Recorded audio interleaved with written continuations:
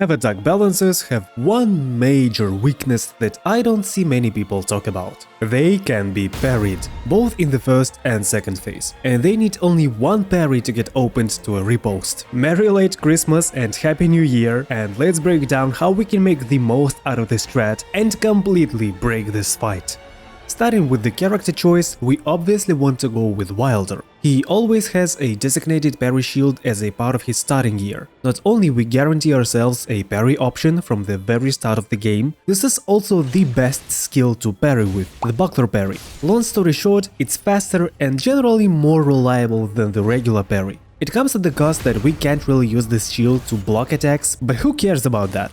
Continuing the topic, Wylder is generally the character that's the most suited for breaking stances and doing critical damage. On one hand, like we've just discussed, there's a parry shield, and on the other, we have his ultimate art that instantly stance breaks anything and everything in solo. On top of all that, we have greatswords as his preferred weapon type. The thing about greatswords is that they break stances very well. Specifically, their fully charged R2s deal more than decent stance damage for how quickly they come out, compared to, say, colossal weapons. So I thought it to be a good excuse to play the critical hit Wylder, one of my favorite builds in the whole game. We sacrifice only a bit of utility, specifically the fiery follow-up to a grapple, but instead we get Dark Knight of the Baron, the core relic in every critical build. Shame that you cannot stack it with the regular Knight of the Baron, because improved critical hit +1s do not stack, but regular ones do. So get another crit improvement. I happen to have a very convenient post-damage heal attached to it. And lastly, Wylder's Earring. I never take this relic of Wylder. 2 grapples add too much mobility, and post-ult fire adds too much DPS to ignore it. Now back to Harmonia. There is an interesting interaction when you take the crit on them. Individually, each Valkyrie doesn't have that much HP, and killing them regularly will just do the same damage to the global HP bar. With crits, however, you can do overkill damage and hurt the shared HP for more damage than you normally would. This trick doesn't matter much for the first phase, but in the second phase we can abuse this feature to kill them so quickly that we'll get to see the worm phase only once. That's why, despite separate Valkyries being rather squishy and always dying from one crit, we still want to squeeze out as much critical damage as we can. This also, by the way, works in the regular balances fight, and you can significantly shorten their second phase by doing so. Now, it's easy for me to talk, but if you're afraid that parrying is too difficult for you, just trust me when I say that Harmonia is an ideal target with how clearly telegraphed their attacks are. In phase 1, we can parry everything except the AoE and long-range ground attacks. Typically, any melee swing that they open their combo with is the perfect move to parry. In phase 2, we actually care about only one move, because there will be no RNG in that. Their running attack, with which they always open up. It is clearly telegraphed, and after maybe a couple of tries, you will understand the timing really well. When later in the video I will be actually fighting them, you can see for yourself what the parry timings look like. Additionally, at the bottom right of the screen I show my controller inputs, so you will even be able to see at what point I actually press the button. This strategy against Harmonia is a bit too strong, and most importantly, it is extremely satisfying to parry all 7 Valkyries in a row. With that said, we obviously want to hunt the increased damage taken after critical hit perk and all the improved crits on weapon passives. Maybe we want to find ourselves some big colossal weapon, specifically for ripostes, because AR number is what matters the most. For day 1 of the Great Hollow, I'm going to find the 3 crystals, get some flasks and fight some easier bosses, so that on day 2 we can rush straight into a temple. I explained my routing on this map in more details in this video that's popping up in the top right corner if you're interested. I'm going to add that playing critical Wylder on Great Hollow is actually the most satisfying thing ever, because you're just gonna have your ult ready for every fight, which means a free critical hit that takes easily like half the HP bar of the bosses. And also, Wylder's ult instantly stance breaks the Worm Harmonia and ends the phase, getting them back to the human form. For now, I am done yapping. I will have some things to talk about later in the video, but for now, enjoy the run.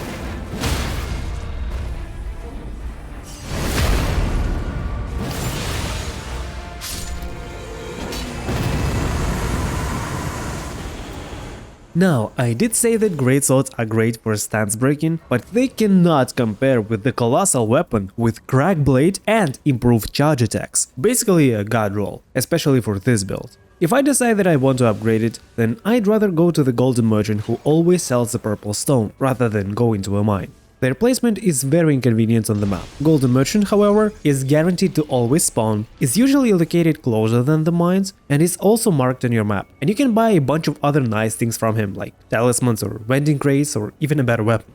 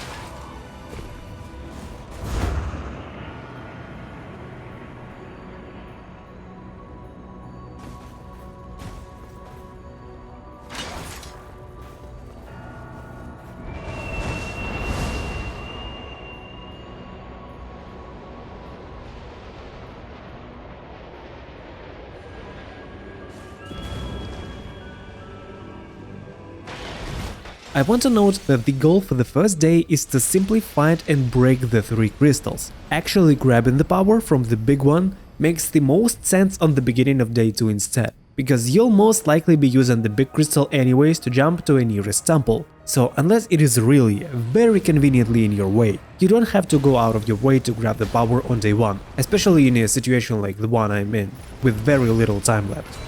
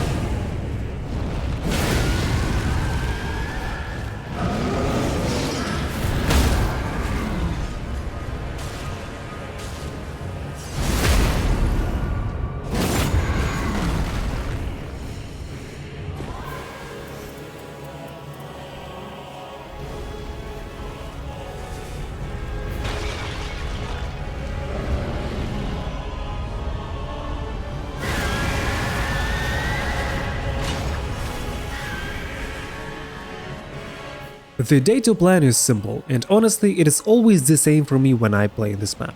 Go to the big crystal, jump into the lower temple. If the circle ends up staying there, finish it and go through the nearby castle. If the circle closes on the other side, take the teleport into another temple. At least in solo, this strategy has never failed me yet. I chose to stick to my blue weapon for now and not upgrade it, because the temple has a very high chance of dropping us something nice without needing to go out of our way. And really, the damage I have right now is enough.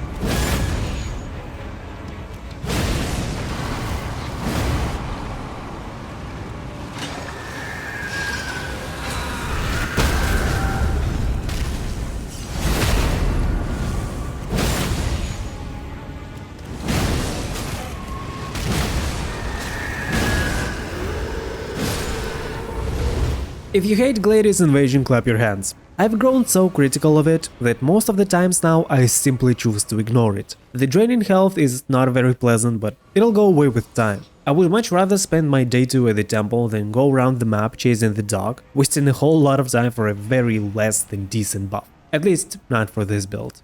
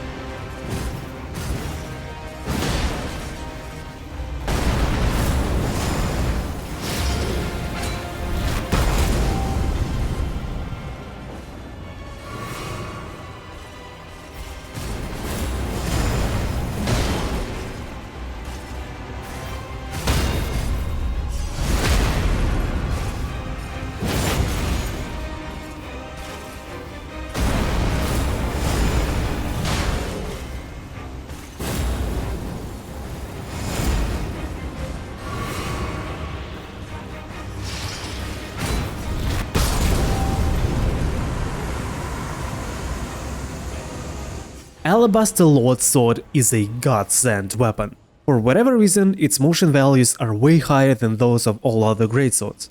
In other, simpler words, its charge heavy does much more stance damage and consumes less stamina. And obviously, that would mean that we just got the best in slot greatsword for critical Wylder. Anyways, right now you can see me waiting for the blue effect around me to run out, so that I can drink all my flasks and immediately restore the old back again. This effect is a cooldown, apparently.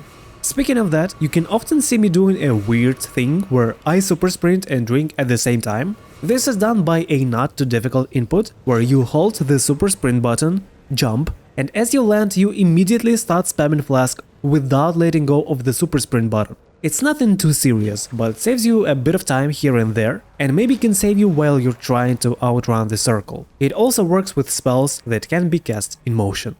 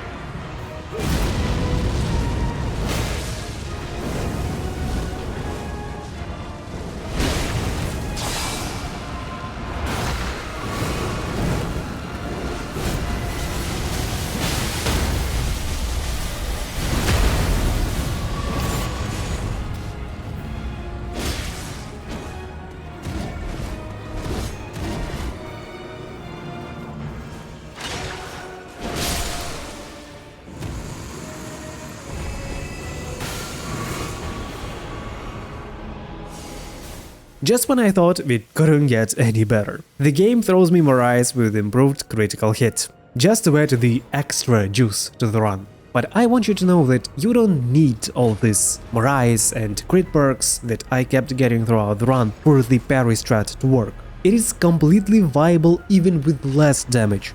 The more juice you have, the better, of course, but important thing is that RNG matters not that much for the final fight. It works even with the most mundane setup, some random purple weapon and your stunning shield. And with RNG, it can only get better, not worse.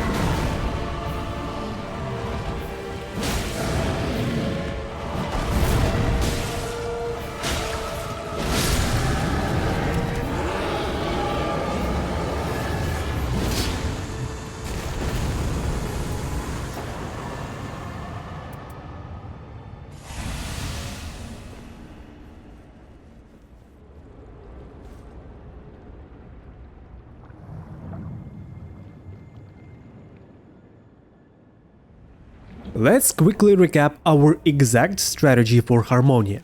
We parry. But seriously, we kinda just wait for them to come at us, and if we see a melee attack incoming, we parry it. Otherwise, create distance and wait for another opener. At the start of the fight, the ladies will completely surround you, so I often take time to run around and see where they all are. They will often try to attack you in groups, and for that it's convenient to use iframes from successful parrying and or taking the riposte to take them out one by one, even if they gang up on you. During the fight, I want you to pay attention to the HP bar of the Valkyries that get riposted and the global HP bar, and see for yourself just how much more damage you can squeeze out of each of them than it's normally possible.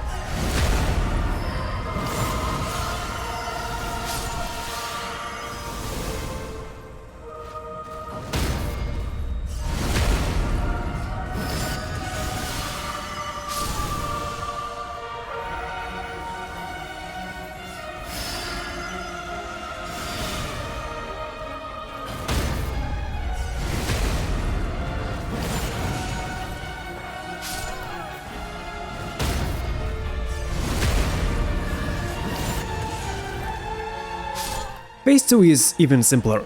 One Valkyrie will always be locked onto you and will chase you down for however long. Take this as an opportunity to separate them. As they come close, they will always open up with the same run-in attack that can consistently be parried. If you mess up the parry the first couple times, then you'll probably have to fight them the normal way, unless you're brave enough to try and parry their unpredictable melee attacks once they are properly engaged in a duel with you and no longer do scripted moves.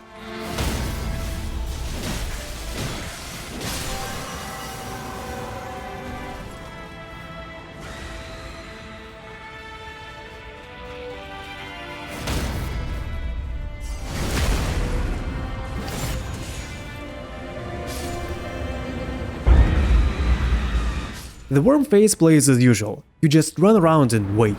Feel free to use the ult to instantly kill the worm if you feel like it.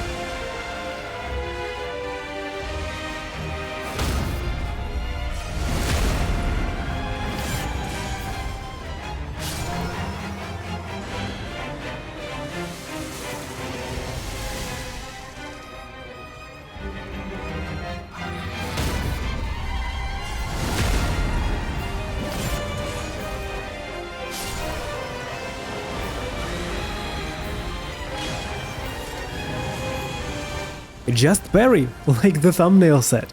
I hope you found this useful and enjoyed the run. Thank you for watching and subscribe if you want to see more.